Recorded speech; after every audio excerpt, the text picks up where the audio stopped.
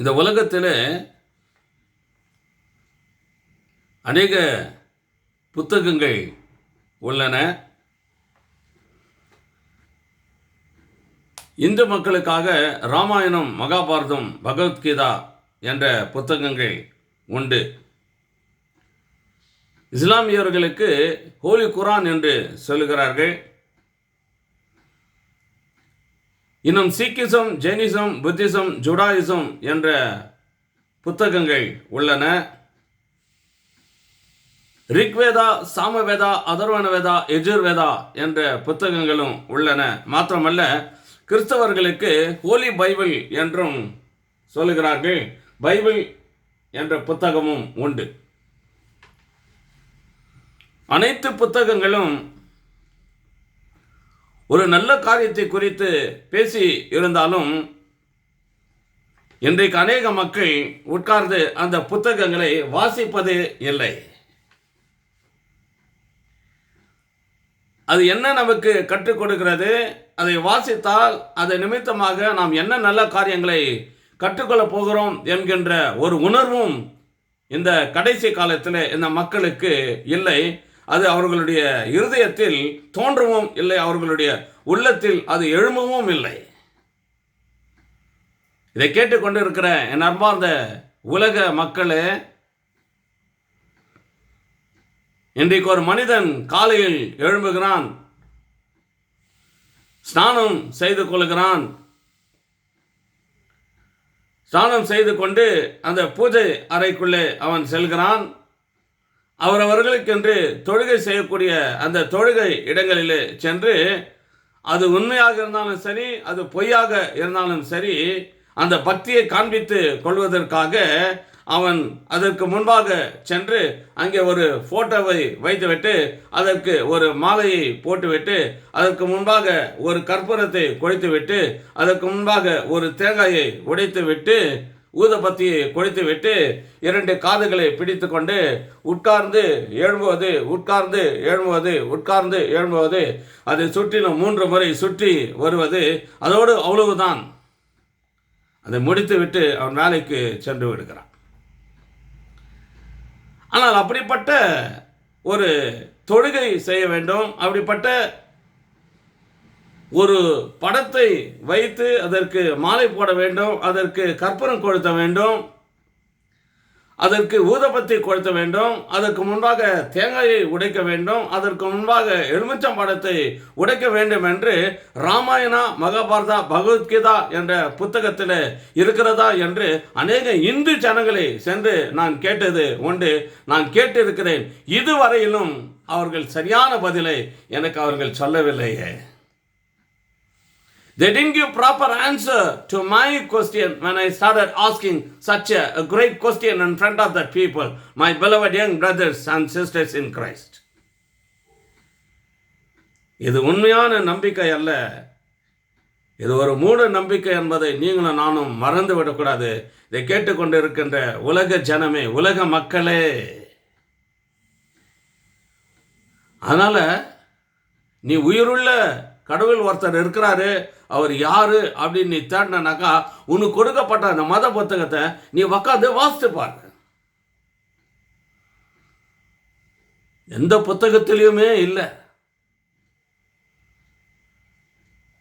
மனுஷ ரூபத்தை ஒரு விக்கிரகம் மாதிரி செய்து ஒரு கல்லை கொண்டு வந்து ஒரு மண்ணுனால, ஒரு கல்லுனால, ஒரு கட்டையினால, ஒரு மட்டையினால ஒரு மனுஷ ரூபம் மாதிரி அதை நீ செஞ்சு உன் வீட்டுக்குள்ளே கொண்டு போயிட்டு ஒளிபடத்தில் வச்சு, அதுக்கு கற்பூரம் கொளுத்து, அதுக்கு தேங்காய் ஒடி, அதுக்கு ஊதபத்தி கொளுத்து, அதுக்கு சாம்பிராணி புகை போட்டு அதை நீ வணங்கணும், அதை நீ தொழுவணும்ன்ட்டு உன் புத்தகத்தில் இருந்தாக்கா தயவு செய்து என்னை கூப்பிட்டு இப்படி இருக்குதுப்பா நான் வணங்குறேன் நீ சொல்லு, அப்போ நான் நம்புகிறேன், அப்போ இதை பற்றி பேசுகிறதே நான் விட்டுறேன். ஆனால் அதில் இல்லையே, அதில் இல்லை. ஆனால் நீ என்றைக்குமே மூட நம்பிக்கையில் நீ போயிடாத. அன்பார்ந்த சகோதரா, அன்பார்ந்த சகோதரியே, நீ மூட நம்பிக்கையில் நீ போயிடாத. உண்மையான நம்பிக்கையில் நீ இரு. அந்த உண்மையான தெய்வம் யாருன்றதை நீ தேடு. அந்த உயிருள்ள தெய்வம் யாருன்றதை நீ தேடு. இன்றைக்கும் பாரு, ஒரு சிலர் யூடியூப்லலாம் போடுறாங்க, தெய்வத்தை நீ நம்பு, மனுஷனை நீ நம்பாத. அப்போ கூட அந்த யூடியூப்பில் நான் சொல்கிறேன், எந்த தெய்வம் உயிருள்ள தெய்வம், எந்த தெய்வம் பேசுகிற தெய்வம், அது எனக்கு நீ சொல்லு அப்படின்னு நான் அந்த மெசேஜில் நான் போடுறேன். ஆனால் அவங்க அதை படிக்குவாங்க நினைக்கிறேன். ஆனால் எனக்கு ரிப்ளை இல்லை. கிறிஸ்துவில் பிரியமான நண்பர், சகோதரனே, சகோதரியே, துணி கடைக்கு போகிற, நல்லா குவாலிட்டியாக இருக்கணும் அப்படின்னு துணியை வாங்குற, நல்லா போட்டுக்கணும். மற்றவங்க சூப்பராக இருக்குதுப்பா, எங்கப்பா எடுத்த இந்த துணி, ரொம்ப குவாலிட்டி, அப்படியே மினுக்குது, இதெல்லாம் புத்தி ஞானம் அறிவெல்லாம் இருக்குது. தற்காரி கடைக்கு போகிற, டொமேட்டோ ஃப்ரெஷ்ஷாக இருக்கணுன்ற, பீன்ஸ் ஃப்ரெஷ்ஷாக இருக்கணுன்ற, வெண்டைக்காய் நல்லா எலசாக இருக்கணுன்ற, ஏன்னா சாப்பிட்றதுக்கு வாய்க்கு ருசியாக நல்லா இருக்கணுன்ற, கொஞ்சம் முத்தின மாதிரி இருந்தாக்க அந்த வெண்டைக்காய் வானான்ற, கொஞ்சம் முத்திட்ட பீன்ஸ் பார்த்தாக்கா வானான்ற, கொஞ்சம் அழுக போன உருளைக்கிழங்க பார்த்தா வேணான்ட்டு வந்துடுற. இதிலெல்லாம் புத்தி அறிவு ஞானம்லாம் இருக்குது. ஆனால் நான் வணங்குற தெய்வம் யார்? நான் வணங்குற தெய்வம் பேசக்கூடிய தெய்வமா, இல்லை பேசாத ஒரு விக்கிரகமா? நான் வணங்குற தெய்வம் அவர் பார்க்கக்கூடிய தெய்வமா, நான் பார்க்காத ஒரு குருடா? நான் வணங்குற தெய்வம் நான் கேட்குற தெய்வமா, இல்லை கேட்காத ஒரு சவுடா? இதெல்லாம் யோசித்து பார்க்கறதுக்கு ஞானம் அறிவு எங்கே போயிடுச்சு? வெளிப்படுத்தல் 12:9 இதை படிக்குது. வெளிப்படுத்தல் 12:9 நீங்கள் படிங்க. இந்த உலகத்தை மோசம் போக்கின பிசாசு வெளிசர்பமானது மேலிருந்து கீழே தள்ளப்பட்டது. இந்த உலகத்தை மோசம் போக்கின பிசாசு என்று வேதம் சொல்லுகிறது. அன்பார்ந்த சகோதரனே, சகோதரியே, மற்ற மதத்தை சேர்ந்தவங்களைத்தான் சத்ருவாகிய சாத்தான் கெடுத்த நாசமாக்கி இருக்கிறான். நீங்கள் நினைக்காதீங்க, கிறிஸ்துவ பிள்ளைங்களை கூட இன்னைக்கு கெடுத்த நாசமாக்கி இருக்கிறான்.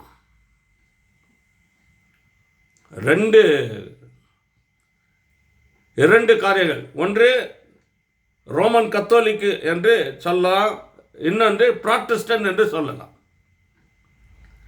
ரோமன் கத்தோலிக்னா என்ன, ப்ராட்டஸ்டன்ட்னா என்ன? ரோமன் கத்தோலிக்கில் இருக்கிறவங்கலாம் இந்து ஜனங்கள்லாம் எப்படி அந்த சிலைக்கு புடவை ஜாக்கெட்டெல்லாம் போட்டு வணங்கி அதுக்கு முன்னாடி தேங்காய் மாலைகளெல்லாம் போடுவாங்கள்ல, அதே போல் ரோமன் கேத்தலிக்கில் கூட அந்த மாதாக்கு புடவை ஜாக்கெட்லாம் கட்டி அதுக்கு முன்னாடி கேண்டில் கொளுத்துவாங்க, அதுக்கு மாலை போடுவாங்க. அந்த இந்து ஜனங்க ஒவ்வொரு வருஷமும் கருப்பு துணி போட்டாக்கா இவங்க காவி துணி போடுவாங்க, அது ரோமன் கத்தோலிக்.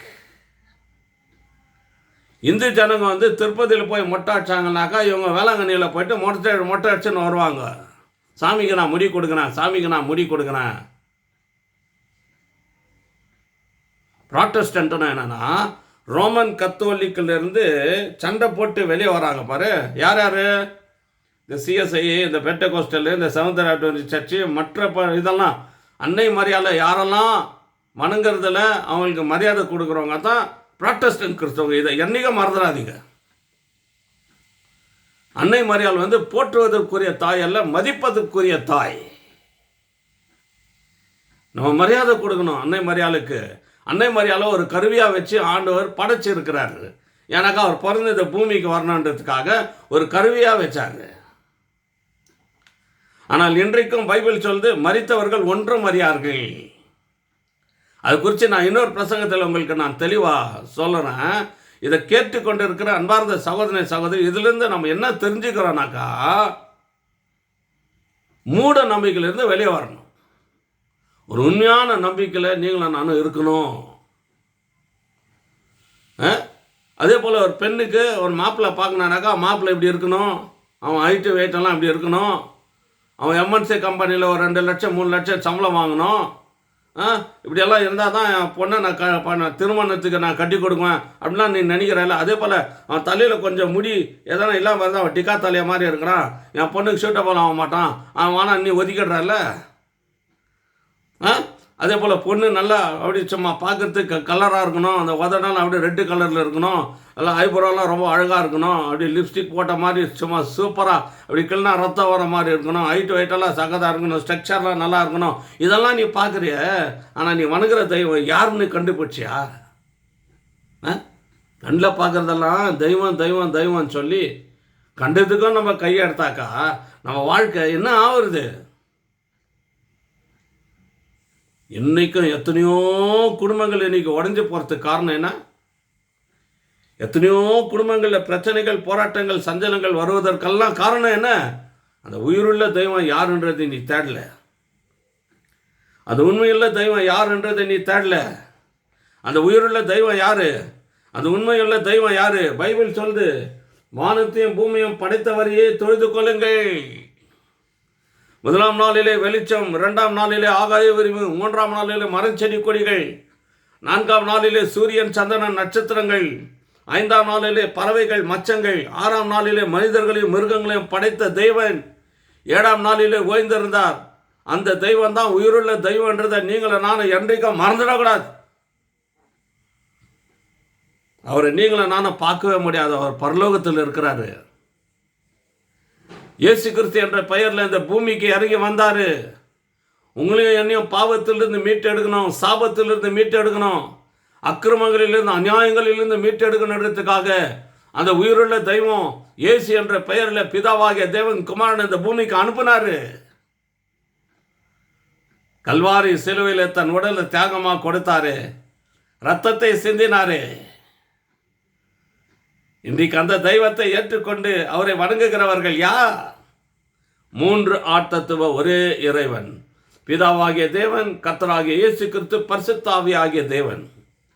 1 யோவான் 5:7 சொல்லுகிறது, பரலோகத்தில் சாட்சியிடுகிறவர்கள் 3, பிதா, வார்த்தை, பரிசுத்த ஆவி, இம்மூவரும் ஒன்றாக இருக்கிறார்கள். இவர்களுக்குள்ள எந்த ஏற்றத்தாழ்வும் இல்லை.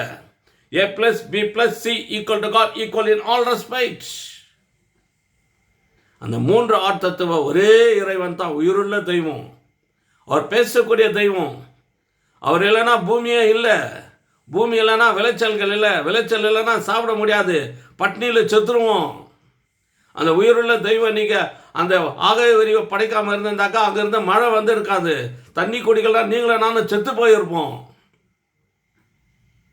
அந்த உயிருள்ள தெய்வம் இன்னைக்கு பூமியை முழுதும் சமுத்திரத்தெல்லாம் படைச்சவர். அவரை நீயும் நானும் தொழுது கொண்டு இந்த மூட நம்பிக்கையிலிருந்து இந்த உண்மையான நம்பிக்கைக்கு நீங்களும் நானும் வரணும். அப்படின்னா உங்கள் தெய்வம் யார்? அவர் உயிர் உள்ளவரா? அவர் பேசுகிறவரா? எனக்கு ஃபோன் பண்ணி நீங்கள் கூப்பிடுங்க, நான் வரேன். எத்தனையோ தேவஸ்தானம், எத்தனையோ டெம்பிள், எத்தனையோ கோயில்களுக்கு நீங்கள் போகிறீங்கல்ல, அது உயிருள்ளது, அது உண்மையுள்ளது, அது பேசக்கூடியது. அதை நான் வணங்கினாக்க எனக்கு எதனா நன்மை உண்டாகும் அப்படின்ற ஒரு தோரணையில் நீ அது உண்மை நீங்கள் நிரூபிச்சிடுங்க. நீ ஒரு தேங்காய் உடைச்சாங்க, நான் 10 தேங்காய் உடைக்கிறேன். நீ அந்த விக்கிரகத்துக்கு ஒரு மாலை போட்டாக்க நான் 10 மாலை வாங்கி வரேன், 10 மாலை போடுறேன். நீ ஒரு கற்பூரம் கொடுத்தாக்க நான் 10 கற்பூரம் கொடுத்துனேன். கண்டிப்பாக நீ ஒரு ஊதப்பத்தி கொடுத்தனா நானும் 10 ஊதப்பத்தி கொடுத்துறேன். அது உண்மை, நீ நிரூபிச்சேனா. ஆனால் இதெல்லாம் தெரியாமல் நீ கஷ்டப்பட்டு வேலை செய்து சம்பாதித்த காசை கொண்டு போயிட்டு நீ அங்கே முன்னாடி போட்டு வந்தாக்கா அது பிரயோஜனம் இல்லாத ஒரு வாழ்க்கையாக இருக்கும். இதை கேட்டுக்கொண்டு இருக்கிற உலக மக்கள், இதை கேட்டுக்கொண்டு இருக்கிற சகோதரனே, சகோதரிய, ஆனால் உன் வாழ்க்கையில் உண்மையான தெய்வம் யாருன்றதை தேடி கண்டுபிடிச்சி உண்மையான பக்தியா, கடவுள் பக்தி உள்ளவனா, உண்மையான கடவுள் பக்தியுள்ள குணசாலியா நீ இந்த பூமியில் இருக்கணும்ட்டு கர்த்தர் இந்த ஊழியக்காரன் மூலியமா உன்னோடு கூட பேசி கொண்டு இருக்கிறார். இதை கேட்டுக்கொண்டு இருக்கிற என் அன்பார்ந்த சகோதரனே, சகோதரியே, வா, அந்த உயிருள்ள தெய்வம் யாருன்றதை தேடி ஓடி வா. அவரை நீ அண்டிக்கொள். உன் வாழ்க்கையில் இருக்கிற பிரச்சனையெல்லாம் போயிடும். உங்கள் குடும்பத்தில் இருக்கிற என்ன மாதிரி ஒரு சண்டை சத்துருவங்க, உங்கள் குடும்பத்தில் இருக்கிற அசுத்தமான காரியங்கள் எல்லாமே போயிடும். உனக்கு விரோதமாக மாந்திரிகம் செய்தாலும் சரி, அது ஒன்று அணுகாது. உனக்கு விரோதமாக பில்லி சூனை செய்கிறாங்களா, அது ஒன்று அணுகாது. உங்கள் புருஷன் குடிக்காரனாக இருந்தால் கூட நல்லவனாக மாறிடுவான். உங்கள் மனைவி குடிக்காரியாக இருந்தால் கூட நல்லவனாக மாறிடுவா. உங்கள் பிள்ளைங்க உங்களுக்கு கீழ்ப்படியாமல் இருந்தால் கூட உங்களுடைய பிள்ளைங்களாம் உங்களுக்கு கீழ்ப்படியும். ஆனால் அந்த உயிருள்ள தெய்வம் யாருன்னு தேடி ஓடி வந்து அந்த உயிருள்ள தெய்வத்துக்கிட்ட நீ இருக்கும் பொழுது தான் இந்த ஆசீர்வாதங்கள் எல்லாம் வந்து உங்களை சேரும். இப்படிப்பட்ட ஆசீர்வாதமான வாழ்க்கையோடு நீங்கள் வாழணுமா? அந்த உயிருள்ள தெய்வத்துக்கிட்ட ஓடி வாங்க. மற்ற புத்தகத்தை நீங்கள் படிங்க, இதை கூட வச்சு படிங்க, ஆராய்ச்சி செய்து படிங்க. படிச்சுட்டு நான் எல்லாம் படித்து வந்ததுனால உண்மைன்றத இந்த பைபிளில் இருந்து தான் நான் தெரிஞ்சுக்கினேன். அந்த உயிருள்ள தெய்வம் யாருன்றத இந்த பைபிளை வாசித்து தான் நான் தெரிஞ்சுக்கினே தவிர வேறு எதில் இருந்தால் நான் தெரிஞ்சுக்கல. இல்லை உங்களுக்கு உண்மை அப்படின்னு எந்த தெய்வம் உண்மைன்னு தெரிஞ்சாக்கா என்னை கூப்பிட்டு பேசுங்க. நான் அதை ஏற்றுக்கொள்ள தயாராக இருக்கிறேன். நீங்கள் வணங்குங்க, வானான்ல, அது தப்பு இல்லை. இது மதாந்தரம் பண்ணுறதுக்கு இல்லை, இது மனம் மாறணுன்றதுக்காக தான் ஆண்டவருடைய வார்த்தையை உங்கள் மத்தியில் நான் பேசின்னு இருக்கிறேன். உங்களை கன்வெர்ட் பண்ணி கிறிஸ்தவங்களாக மாற்றணுன்ற எண்ணத்தோடு நான் பேசலை. இது கன்வெர்ஷன் இல்லை, இது மனம் மாறணுன்றதுக்காக, மதாந்தரம் பண்ணுறதுக்கு இல்லை. மனமாறி குணப்பட்ட அந்த உயிருள்ள தெய்வத்தை நீங்கள் நேசித்து அந்த கடவுளுடைய ராஜ்யத்துக்கு நீங்கள் சேரணுன்றதுக்காகத்தான் இந்த மாதிரி கடவுளுடைய வார்த்தைகளை உங்களுக்கு முன்னாடி இந்த யூடியூப்பில் நான் பிரசங்கம் பண்ணின்னு இருக்கிறேன். இதை கேட்டுக்கொண்டு இருக்கிறேன் நண்பார்ந்த சகோதரனே சகோதரியே, மனமாறி குணப்பட்டு அந்த உயிருள்ள தெய்வம் யாருன்றதை தேடி கண்டுபிடி. எங்கள் அம்மா எனக்கு சொல்லி கொடுத்துக்கிறாங்க, 303 கோடி தேவர்கள் இருந்தாலும் பேசக்கூடாது, அதெல்லாம் நடக்க முடியாதது, தொட முடியாதது. உயிருள்ள தெய்வம் உங்களுக்காக எனக்காகும் எனக்கு கல்வாரி சிலுவையில் பாடுபட்டு மறித்தவர் ஆண்டவராகிய இயேசு கிறிஸ்து மட்டுமே. ராமாவுக்கு முன் ராமாவுக்கு பின்னு எங்கே எழுதலை ஹிஸ்ட்ரியில். கிருஷ்ணாவுக்கு முன் கிருஷ்ணாவுக்கு பின்னு எங்கே எழுதி வைக்கல. வெங்கடேஷ் பெருமாளுக்கு முன் வெங்கடேஷ் பெருமாளுக்கு பின்னு எங்கே எழுதி வைக்கல. கிபி கிமு, கிறிஸ்துவுக்கு முன் கிறிஸ்துவுக்கு பின். இதை எழுதுனா தான் கல்யாணம் நடக்குதா இதை எழுதணும், கூட்டம் நடக்குதா இதை எழுதணும். பேங்க்கில் உனக்கு பணம் வேணுமா, இதை எழுதுனா தான் உனக்கு பேங்க்கில் கூட பணம். ஏன்னா அவர் உயிருள்ள தெய்வம். 2025 வருஷம் ஆகுது அவர் பிறந்து, அவர் இந்த பூமியில் வாழ்ந்து பரலோகத்துக்கு போய். ஆனால் அவரை நீ சொந்த ரட்சகராக ஏற்றுக்கொண்டு அவர் சொந்த வேணால் எழுதி கொடுத்த பரிசுத்த 10 கட்டளையில் ஒன்று கூட நீ விடக்கூடாது. இந்து ஜனமாக இருக்கட்டும், கிறிஸ்துவ ஜனமாக இருக்கட்டும், முசல்மானாக இருக்கட்டும், யாருனா இருக்கட்டும். பிரசங்கி 12:13 சொல்லுது, காரியத்தின் கடைத்தொகை கேட்போமாக தேவனுக்கு பயந்த அவர் கற்பனை கைக்கொள், எல்லா மனுஷர் மேலும் விழுந்த கடமை இதுவே. இந்து மக்கள் மேலேயும் விழுந்திருக்குது, இஸ்லாமிய மக்கள் மேலே விழுந்திருக்குது, கிறிஸ்துவ மக்கள் மேலேயும் விழுந்திருக்குது. இந்த 10 கற்பனையில் எதனா ஒன்றை விட்டுட்டு கிறிஸ்தவன் போதனை பண்ணானா கூட அவன் உண்மையான கிறிஸ்தவன், அவன் அந்தி கிறிஸ்தவன், அவன் போலி கிறிஸ்தவன். அவனை ஏற்றுக்கொள்ளவே மாட்டான், நீங்களும் அவனை ஏற்றுக்கொள்ளக்கூடாது. அவன் சாத்தானோட சேர்ந்து கை தட்டின்னுக்கிறான், அவன் சாத்தானுக்கு தோழன். ஒன்றை விட்டுட்டானா கூட சரி, அதுக்கான அர்த்தம் என்னான்ட்டு அவன்கிட்ட கூப்பிட்டு உட்கார வச்சு கேட்குவேன். நான் கேட்டு அவன் எனக்கு பதில் சொன்னோம். அதனால் உயிருள்ள தெய்வத்தை தேடி அவர்கிட்ட ஓடிவாங்க.